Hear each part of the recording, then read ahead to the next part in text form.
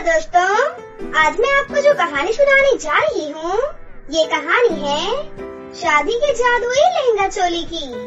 तो चलिए दोस्तों, देखते हैं आज की ये कहानी। कृष्णा नगर के एक गांव में सुनैना नाम की एक लड़की रहा करती थी। सुनैना बचपन से ही सिलाई करने में माहिर थी। वो अपने घर में एक सिलाई मशीन रखकर उसमें तरह तरह के डिजाइन के कपड़े बनाया करती थी। सुनैना एक बहुत बड़ी डिजाइनर बनना चाहती थी। फिर कुछ ही दिनों बाद सुनैना के पापा सुनैना की शादी एक आरव नाम के लड़के से तय कर देते हैं। आरव एक बहुत ही अच्छा लड़का था और साथ ही साथ उसके अंदर किसी भी प्रकार की कोई भी बुरी आदत नहीं थी। वो बहुत ही अच्छा और एक नेक दिल का लड़का था। सुनैना भी आरव को बहुत पसंद करती थी। फिर एक दिन सुनैना और आरव बाहर घूमने के लिए जाते हैं। तभी वहाँ सुनैना की नजर एक बड़े शोरूम के अंदर लगे सुंदर से लहंगे पर पड़ती है। उसे देखकर सुनैना की आंखों में चमक आ जाती है। अरे वाह, ये लहंगा तो कितना सुंदर है। लगता है तुम्हें ये लहंगा बहुत ज्यादा ही पसंद आ गया है। तुम फिक्र मत करो, मैं तुम्हें ये लहंगा खरीद कर दे दूंगा।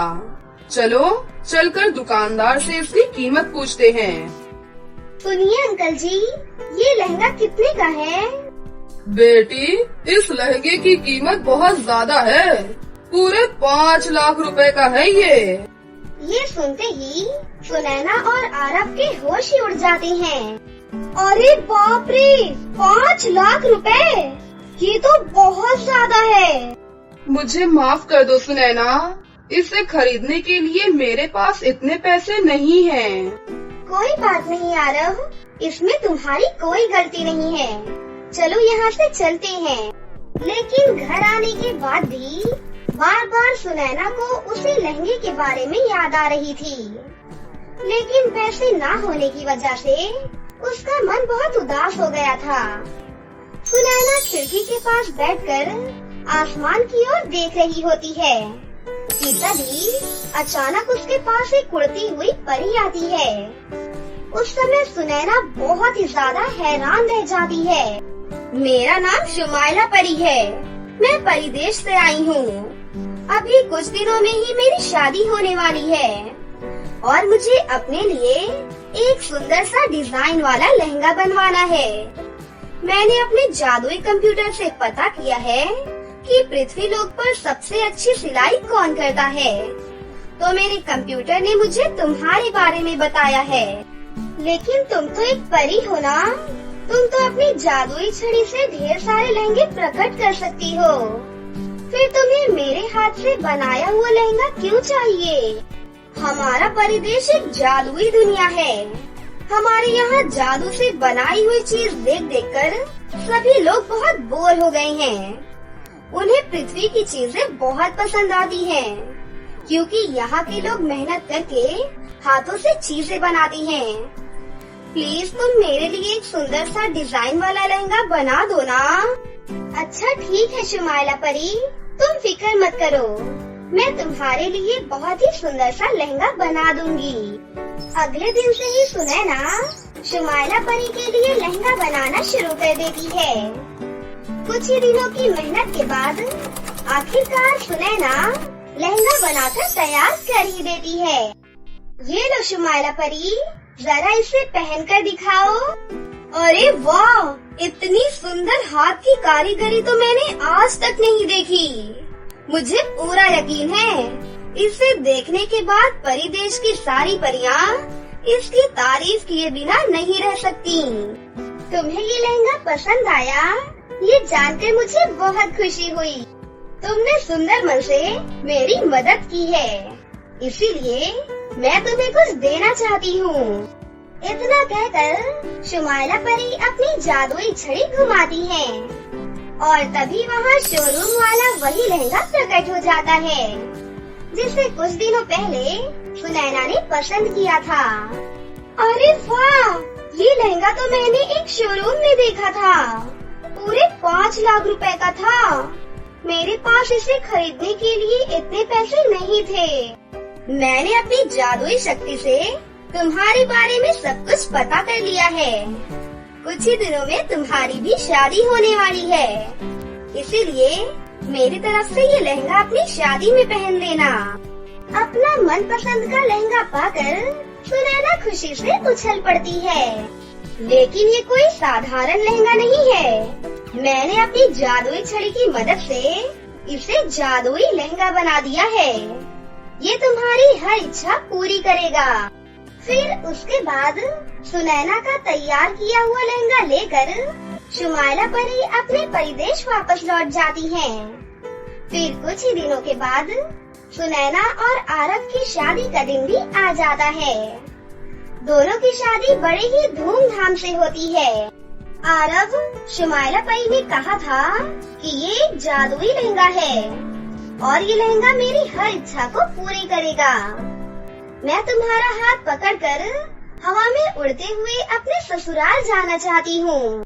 सुनैना के इतना कहते ही वो लहंगा सुनैना को हवा में उड़ाने लगता है और सुनैना आरव का हाथ पकड़े रहती है और इस तरह से सुनैना हवा में उड़ते हुए अपने ससुराल पहुंच जाती है।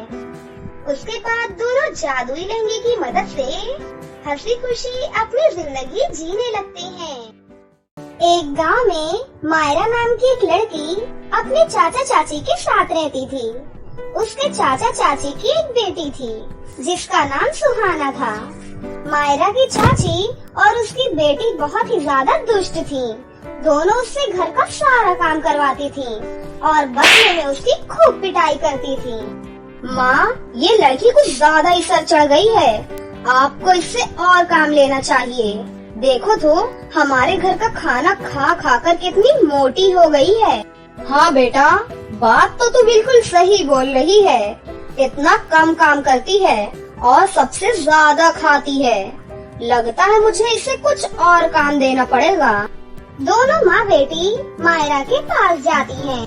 सुन लड़की, घर पर पड़ी पड़ी तो बोर हो जाती होगी, इसीलिए मैं तुझे एक काम और दे रही हूँ।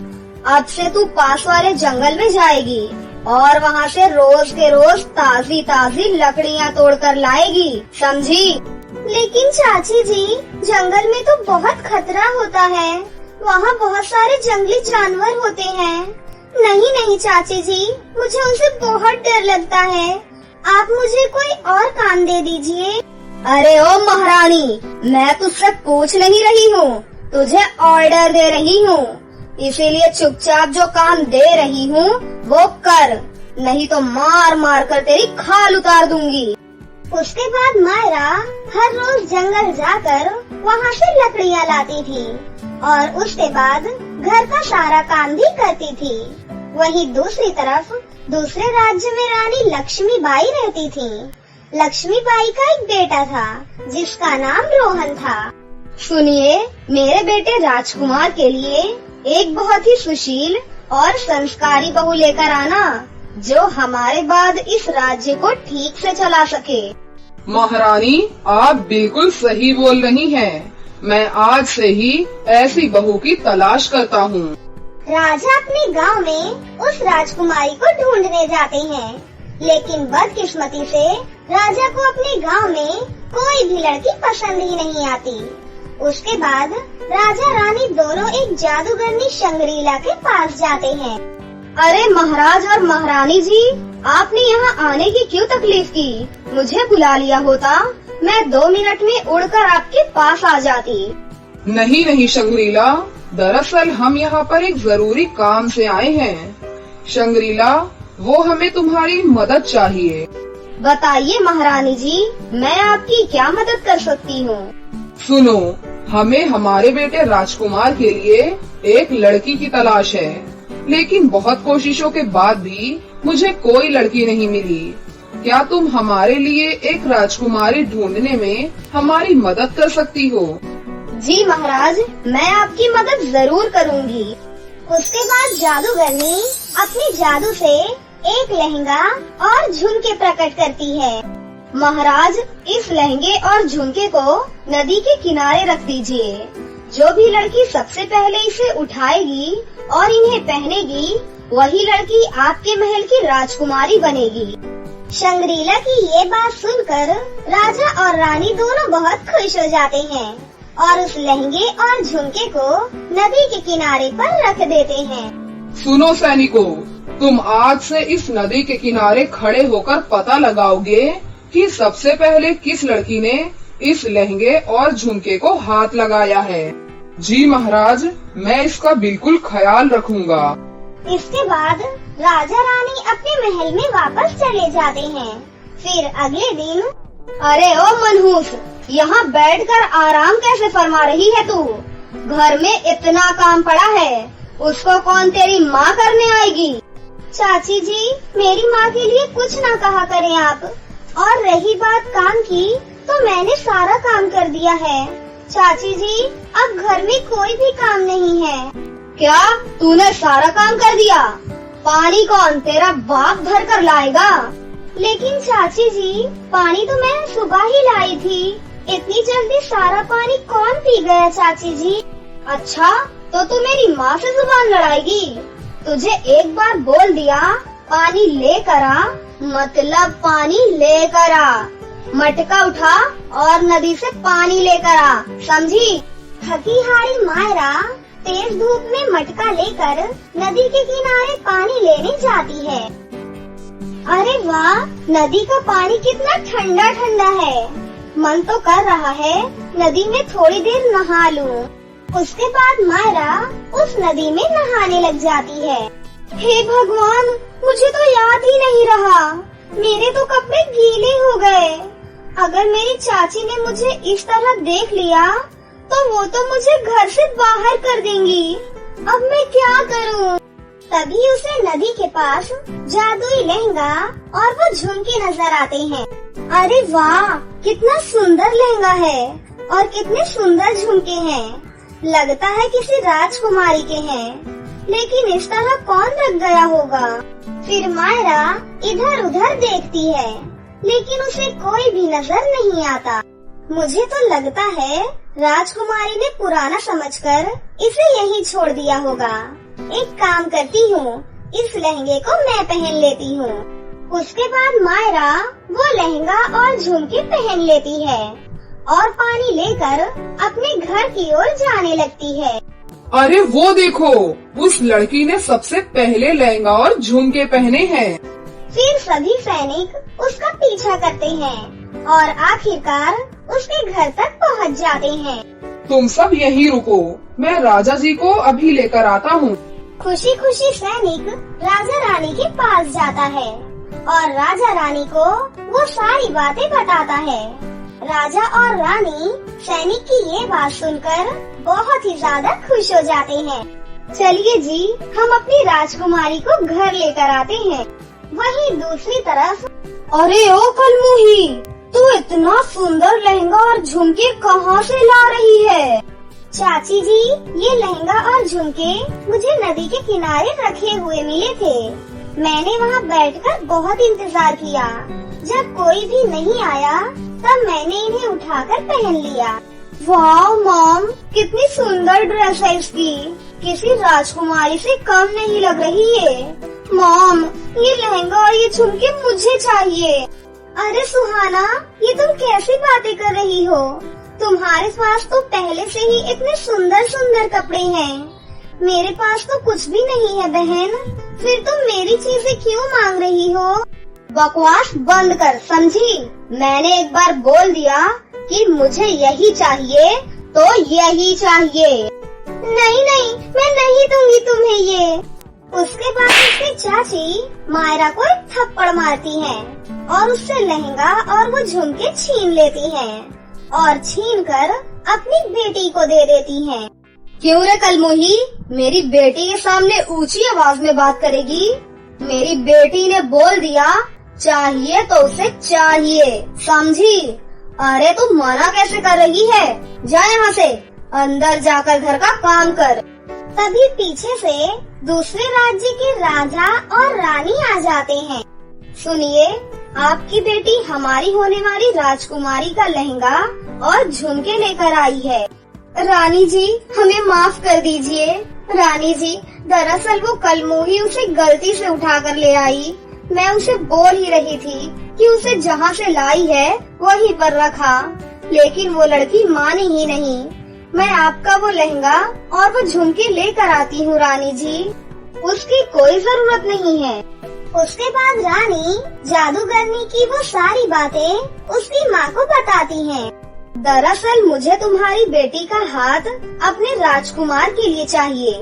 क्या तुम अपनी बेटी की शादी मेरे रोहन के साथ करने के लिए तैयार हो? रानी की ये बात सुनकर मायरा की चाची बहुत ही ज्यादा खुश हो जाती हैं। ओहो भाग्य, जो राजकुमार का रिश्ता मेरी बेटी के लिए खुद चल कर आया है। मैंने तो कभी सपने में भी नहीं सोचा था रानी जी। तो ठीक है, कुछ दिनों बाद हम बारात लेकर यहीं आएंगे। और हाँ, अपनी बेटी को शादी वाले दिन मेरा दिया हुआ लहंगा और वही झुमके पहनाना।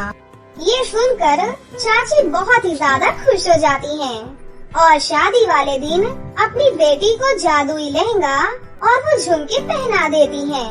तभी उसकी बेटी के शरीर में आग लगने लगती है।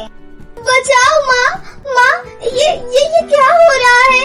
क्या हो रहा है? ये बचाओ मुझे। तभी वहाँ पर शंग्रीला जादूगरनी आ जाती है। गाँव वालों, ये वो लड़की नहीं है जिसे हम ढूंढ रहे हैं। सच सच बोल लड़की, वो लड़की कौन है? नहीं तो तू इसी तरह जलकर भस्म हो जाएगी। मुझे माफ कर दो मुझे। दरअसल वो मेरी बेटी नहीं, मेरी भतीजी है। रुकिए, मैं उसे अभी बाहर लेकर आती हूँ। उसके बाद उसकी चाची मायरा को वो लहंगा और झुमके पहनाकर बाहर लेकर आती हैं और उसे राजकुमारी का ताज पहनाया जाता है। उसके बाद मायरा की शादी राजकुमार रोहन से हो जाती है और वो खुशी खुशी अपने राजमहल में रहने लग जाती है। तो दोस्तों, कैसी लगी आपको हमारी ये कहानी? अगर आपको हमारी कहानी अच्छी लगी हो तो इसे जरूर लाइक करें, साथ ही हमारे चैनल को सब्सक्राइब भी कर लें और बेल आइकन को दबाना ना भूलें। मिलते हैं अगली वीडियो में। धन्यवाद।